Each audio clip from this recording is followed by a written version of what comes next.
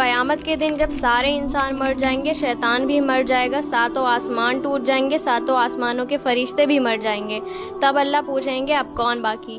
ملک الموت کہیں گے عرش کے 4 فرشتے اور ہم 4 فرشتے، باقی سب ختم ہو گئے۔ اللہ حکم دیں گے کہ جبرائیل اور میکائیل کو مار دو۔ عرش سفارش کرے گا کہ یا اللہ جبرائیل اور میکائیل کو بچا لے۔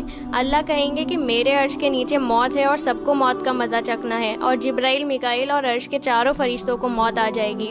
پھر اللہ پوچھیں گے کون باقی؟ اسرائیل علیہ السلام کہیں گے کہ میں اور اسرافیل۔ اللہ اسرافیل علیہ السلام کو موت کا حکم دیں گے۔ اسرافیل علیہ السلام کے ہاتھ سے سور چھوٹ جائے گا اور عرش سے مل جائے گا، اور اس طرح اسرافیل علیہ السلام کو بھی موت آ جائے گی۔ پھر اللہ پوچھیں گے کون باقی؟ اسرائیل علیہ السلام بولیں گے اب بس میں باقی۔ اللہ کہیں گے تو بھی میری مخلوق ہے، اب تو بھی مر جا۔ اسرائیل علیہ السلام ڈر جائیں گے اور ایسی چیخ ماریں گے کہ زمین اور آسمان ٹھرا جائیں گے، لیکن اللہ کے حکم سے دنیا کو موت کا مزہ چکھانے والی ملک الموت کو بھی موت آ جائے گی۔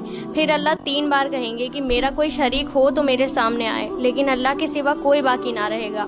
پھر اللہ زمین آسمان کو جھٹکا دے کر کہیں گے میں بادشاہ ہوں، میں نے دنیا بنائی اور میں نے مٹائی اور میں ہی اٹھاؤں گا۔